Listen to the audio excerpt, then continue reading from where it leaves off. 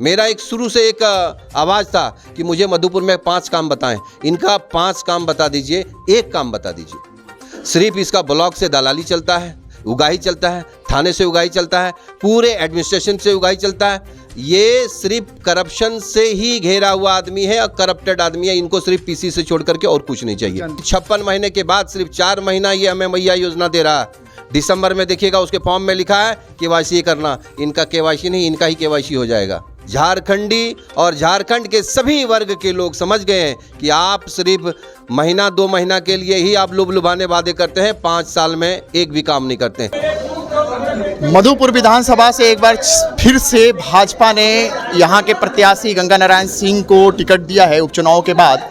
क्या उम्मीद है इस बार चुनाव से? सीधे बात हम गंगा नारायण सिंह जी से करते हैं। उपचुनाव के बाद पार्टी ने फिर से आप पर भरोसा जताया है, फिर से आपको टिकट यहाँ पे मिला है, इस बार क्या उम्मीद है? पहले अपनी बात रखें। देखिए, मैं सबसे पहले तो शीर्ष नेतृत्व को दिल से धन्यवाद देता हूँ कि मधुपुर की जनता और भारतीय जनता पार्टी और जनसंघ के नेता को टिकट दिया है। गंगा सिंह तो सिर्फ निमित्त मात्र है। यहाँ की जो सम्मानित हमारे कार्यकर्ता, भारतीय जनता पार्टी के सभी पदाधिकारी जो मधुपुर में इतने मेहनत किए, उन लोग का विश्वास है ये, और टिकट के रूप में उनका परिचय है। तो मैं दिल से शीर्ष नेतृत्व को धन्यवाद देता हूँ। भारतीय जनता पार्टी एनडीए के गठबंधन में झारखंड में सरकार बनाएगी और मधुपुर विधानसभा से कमल खिला करके हम लोग रांची भेजने का काम करेंगे। मधुपुर की स्थिति, मधुपुर वालों की स्थिति और मधुपुर की विकास अगर आप देखिएगा, ना मधुपुर को कोई सम्मान मिला, ना मधुपुर के लोगों को कोई सम्मान मिला और ना मधुपुर में कोई विकास हुई। तो मुझे नहीं लगता है कि जो प्रेजेंट में जेएमएम, कांग्रेस, आरजेडी के जो सरकार है, इन्होंने झारखंड को लूटने का काम किया, झारखंड को बर्बाद करने का काम किया। कुछ ही दिन पहले, कुछ ही महीने पहले झारखंड के मुख्यमंत्री हेमंत सोरेन जी जेल से छूट के आए। जेल से छूट के आने के बाद ही वो वापस अभी इलेक्शन के मोड में है।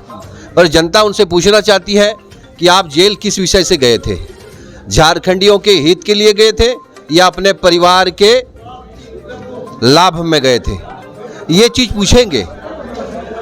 अभी के समय में युवा आक्रोशित हैं, महिलाएं आक्रोशित हैं, जितने भी वोटर्स हैं पूरे आकर्षित हैं।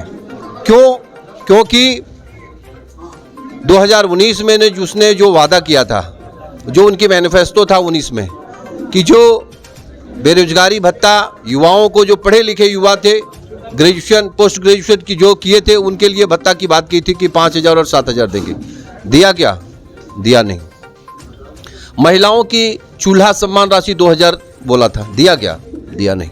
लेकिन वो तो ये भंजा रहे हैं, खास करके अभी जो लोगों ने मैया सम्मान योजना, उसको खासा वो लोग भंजा रहे हैं। दूसरा क्या कि बिजली बिल माफ़ी, यही मेन मुद्दा बना रहे हैं वो। तो ये क्या लगता है कि ये प्रभाव करेगा आप लोगों को कि बीजेपी को कम वोट हो इससे?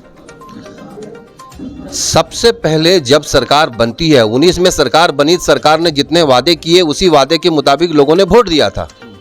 क्या ये वादा उसने बिजली माफ़ी का किया था कि नहीं किया था? किया था।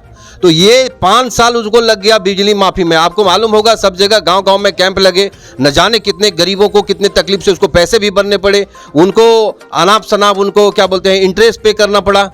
आप जब कहते हैं ना उल्टी होने की जब बारी आ गई, तब वो खाना खिला रहा है।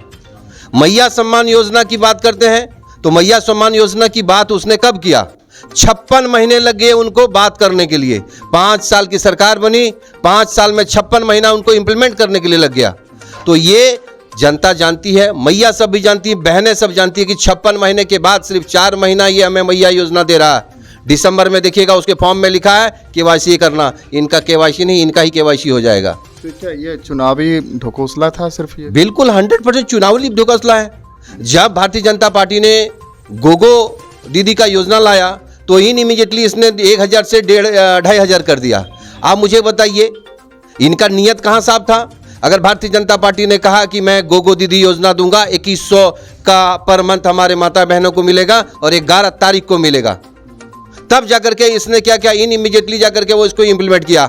आपके काम को पूरे झारखंड के लोग, झारखंडी और झारखंड के सभी वर्ग के लोग समझ गए हैं कि आप सिर्फ महीना 2 महीना के लिए ही आप लुभाने वादे करते हैं, 5 साल में एक भी काम नहीं करते हैं। इनका जो अबुआ असरा इसने क्या कहा था 19 में कि जैसे मैं आऊँगा 3 मकान वाला घर दूंगा, माँ का भी होगा, बेटे का भी होगा, बहू का भी होगा, और न जाने कितने कमरे की बात की थी। इसको बता दीजिए कहाँ इसने करवाया। बालू ट्रैक्टर वाले बेचारे जाकर के सुबह, हमारे यहाँ गांव के बहुत सारे लोग हैं जो ट्रैक्टर चलाते हैं, रोजगार नहीं है, वो सोचते हैं एक ट्रैक्टर बालू लेके आएंगे तो 200 रुपया हो जाएगा, चलो चलता है। ये पुलिस वाले क्राइम को रोकने से पहले ट्रैक्टर को रोकने जाते हैं वहाँ पे। जो हमारे बाप दादाओं ने जिस नदी को संजो के रखा, उस नदी पे ये लोगों ने हक जमा लिया। ठीक है, सरकारी खजाने हैं, हम ये नहीं कहते, पर हमारे घर बनेंगे, हमारे गांव गरीब लोग घर बनाएंगे तो बालू कहाँ से आएगा? अब हम बालू जाकर करके दूसरे स्टेट से लेके आएंगे?